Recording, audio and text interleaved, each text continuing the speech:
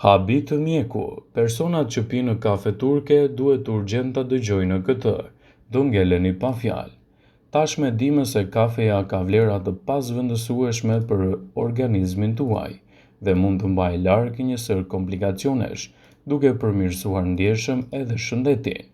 Kafeja, sidomos ajo turke, ka ndikime të veçanta edhe në përditshmërinë tuaj. Por a kishit menduar ndonjëherë se cila kafe është më e shëndetshme për të konsumuar vazhdimisht në dietën tuaj? Kafeja turke apo ajo ekspres? Në shtëpinë tonë, kafeja turke është një nga shoqërueset e përditshmërisë dhe muhabeteve të ndryshme që mund të bëni me të afërmit. Para se të fillojmë, bëni një like videos dhe ju lutem klikoni subscribe. Do të na ndihmonit shumë. Gjithashtu, vetëm kur jeni në lëvizje duhet të mjaftoheni me një kafe ekspres, madje askujt nuk I ka shkuar ndërmend për të zvendësuar kafen turke me ndonjë lloj kafe tjetër. A keni menduar ndonjëherë nëse merrni të njëjtat vlera nëse pini kafen ekspres, njësoj si kur pini edhe kafen turke në përditshmërinë tuaj?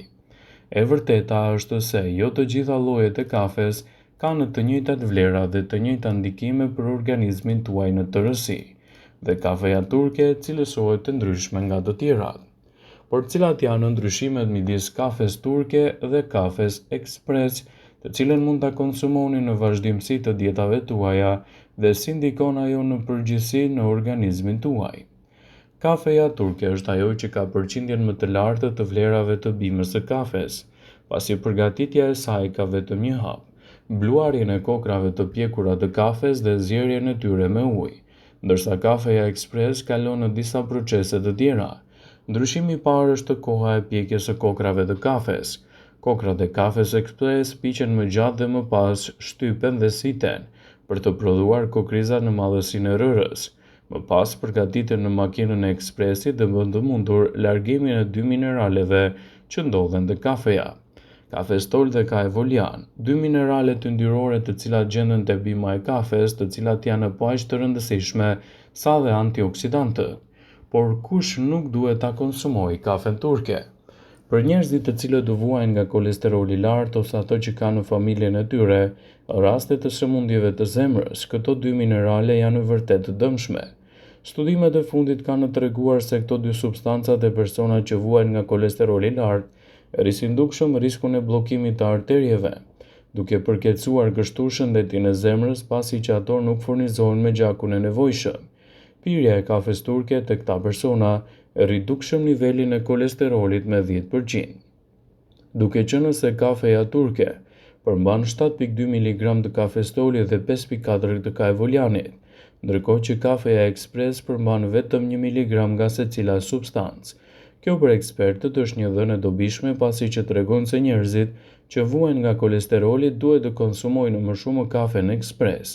Për njerëzit të cilët nuk kanë asnjë lloj problemi, kafeja turke nuk përbën asnjë risk për sa kohë pihet brenda sasive të rekomanduara ditore.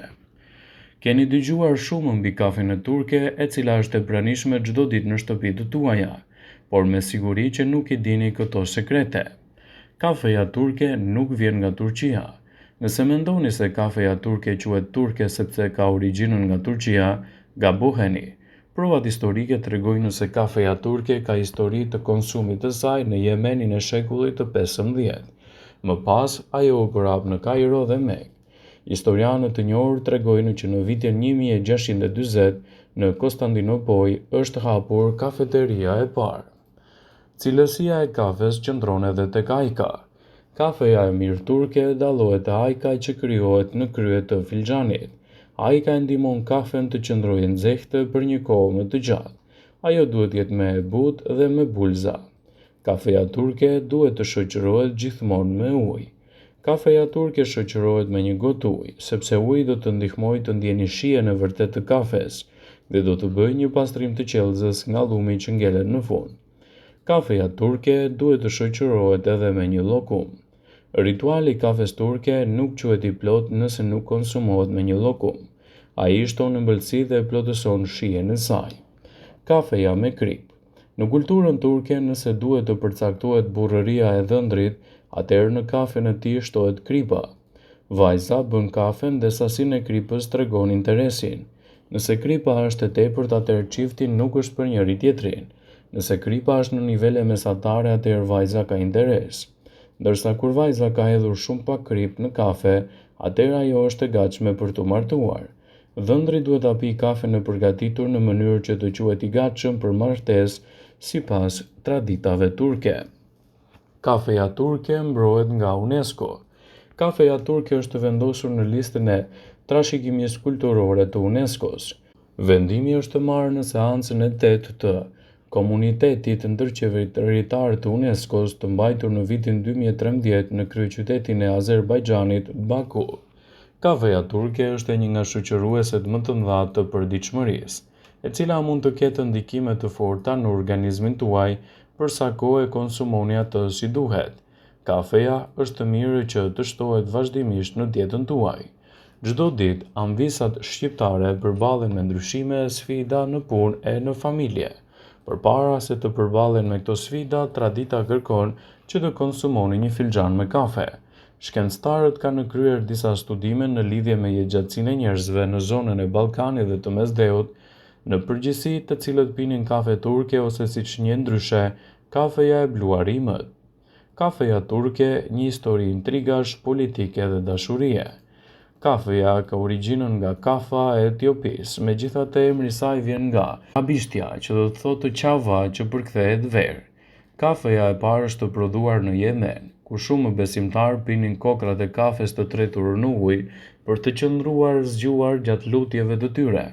Në Yemen në vitin 1517, kafeja rrugëtoi në Stamboll, asa kohë turqit zbuluan se me kokrat e kafes ata mund të përgatisnin një pije të shijshme, të athët dhe me një ngjyrë të zezë, me anë të së cilës mund të merrnin më shumë energji dhe të shuanin urinë. Kafeja u bë e preferuar e Sulejmanit, sultaneshave dhe konkubinave të haremit. Sultani u marros pas kafes dhe i dha asaj edhe vulën perandorake. Turqit shpjegën metodën e përgatitjes së kafes në xhezve, e cila ruhet edhe sot për shumë vite. Ato i bluanin kokrat e kafes shumë më hollë dhe i zjenin në ujë. Fisnikët e oborrit të sultanit e kishin kafen si kriter në përzgjedhjen e nuseve. Nëse kafeja që një grua shërbente ishte e bluar dhe e bërë mirë, ajo do të ishte një grua e shkëlqyer, citon legjenda. Kafeja u kthye në një instrument edhe për vetë gratë. Legjenda thotë se nëse ato e servirnin në një kafe të ëmbël, atëherë do të thotë se ishin të lumtura për zgjedhjen e bashkëshortit. Nëse kafeja ishte e hidhur, bashkëshorti nuk u pëlqente. Asaj kohe, sipas të dhënave, një grua u martua dhe kishte të drejtë të ndahej nga bashkëshorti nëse ai nuk i sillte kafe në shtëpi. Shumë shpejt në të gjithë perandorinë otomane u përhapën kafenete para, të cilat vite më vonë u shpallën të paligjshme, sepse njerëzit qëndronin shumë gjatë në këto vende ku sipas spionëve të oborrit thureshin kurthe dhe plane për vrasjen e sultanit. Në vitin 1656, ndëshkimi për çdo që kapej duke bluar kafen ishte kamxhiku dhe mbytja në det. Kafeja turke dhe sekreti për jetëgjatësinë. Një ishull në Greqi, gjithmonë banorët e nisin ditën e tyre me një kafe turke. Ky ishull gjithashtu njihet për popullsinë me jetën më të gjatë të vendit. Kjo frymëzoi gjithashtu disa shkencëtarë të studionin efektin e kafes në mënyrën e jetesës dhe jetëgjatësinë e njerëzve. 142 njerëz të gruposhave të ndryshme morën pjesë në studim. Shkencëtarët morën në konsiderat edhe faktorët të tjerë si gjinia, pesha, gjatësia, pirja e duhanit, sëmundjet e zemrës dhe gjithashtu hipertensioni. Shkencëtarët cituan se rezultatet ishin vërtet të larta. Njerëzit që pinin kafe turke kishin një performancë më të mirë në shëndetin e tyre. Këto qeliza kanë një ndikim të drejtë për së drejti në enët e gjakut. Ekspertët e citojnë kafen si një nga përzgjedhjet më të mira për të nisur ditën, por pirja e saj me kujdes dhe brenda rekomandimeve të duhura ditore mund të luajë një rol të mirë fantastik për rigjenerimin e shëndetit dhe lehtësimin e komplikacioneve të tij. Ndaj përfitoni nga rasti dhe shtoni kafe në dietën tuaj, gjithmonë brenda rekomandimeve të duhura ditore. Vëmendje, ju bëjmë dije se informacionet në këtë video kanë për qëllim që të plotësojnë, të mos e zëvendësojnë në këshillat e mjekut tuaj ose ato të ofruesit të kujdesit tuaj shëndetësor dhe nuk kanë për qëllim që të mbulojnë të gjitha përdorimet e mundshme, masat paraprake, ndërveprimet ose dhe efektet e tyre negative për shëndetin tuaj. Pasi ta dëgjoni këtë video, do ju ftoja t'i bëni like dhe ta shpërndani dhe atë në profilin tuaj në mënyrë që të informohen dhe miqtë e tu.